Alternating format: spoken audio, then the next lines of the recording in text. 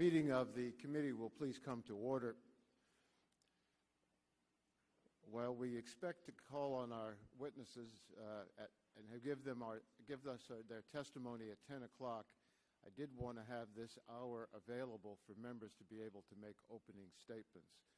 I will make my opening statement, and Mr. Barton will make his opening statement just before we begin the testimony, but I want to call on members who wish to make opening statements and to recognize them at this time for that opportunity. So let me, Mr. Burgess. Well, Mr. Chairman, actually, I didn't realize this was the arrangement. I'll waive an opening statement in deference to time for questions because of the firepower we have on our panel this morning. So I'll waive the opening statement. Very good. We're not going to give you extra time. We'll just have those are rules of subcommittee. Any other members seek recognition for an opening statement? Yes, Mr. Latta. Well, thanks, Mr. Chairman. If I may, I'd like to waive opening statement, just submit my opening statement for the record, please, my written statement. Certainly. Without objection, we're going to allow all members to submit written opening statements, and this is an opportunity for those who want to give their opening statements at this in an oral presentation at the committee meeting. Gentleman from Georgia, Mr. Gingrey. Mr. Chairman, thank you. Certainly, I look forward to hearing from these high-powered witnesses, as my colleague from Texas, my physician colleague, just said, and exploring these issues further.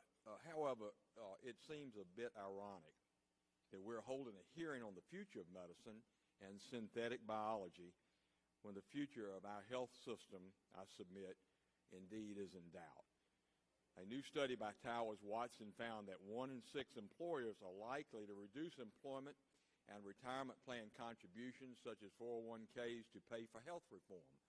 43% of employers are likely to eliminate or reduce retiree medical programs because of this bill that we just passed. 90% of employers believe health care reform will increase their organization's health care cost. Employers like AT&T are already filing billion-dollar losses with the SEC. Today, we should be meeting to explore why the Democrats' health reform bill is hurting so many employers and subsequently their employees. Such a hearing might also explore how spending trillions of dollars to turn our health care over to government bureaucrats may indeed may ruin the very market we need to produce groundbreaking new treatments like these witnesses are going to describe to us in this hearing today. With that, Mr. Chairman, I'll yield back my remaining time. Thank you. The gentleman yields back his time. Mr. Pitt. Thank you, Mr. Chairman. Thank you for scheduling this hearing. Synthetic biology or synthetic genomics has been in the headlines recently with the news last week that Dr. Venner, who's testifying this morning, has developed the first self-replicating cell to be made from synthesized DNA. Advances in synthetic biology or synthetic genomics have potential applications across a wide variety of fields, healthcare and energy and the environment, to name a few. And synthetic genomics can already be used to produce medications and may possibly aid in tissue reconstruction. In the future, these techniques could be used to create biofuels or lessen pollution. And while these are exciting prospects, I think we all need to learn more about the science of synthetic biology and synthetic genomics. I also think we should carefully investigate the moral, the ethical issues, as well as public health and safety issues that advances in the field are raising. And I look forward to hearing from our distinguished witnesses, learning from them today. Thank you, Mr. Chairman, and I yield back. Thank you very much, Mr. Pitt. Mr. McNerney, do you wish to make an opening statement? Thank you, Mr. Chairman, and I want to thank the panel for coming. What a distinguished list of speakers, and they've made tremendous advances in the field, and a lot more to come.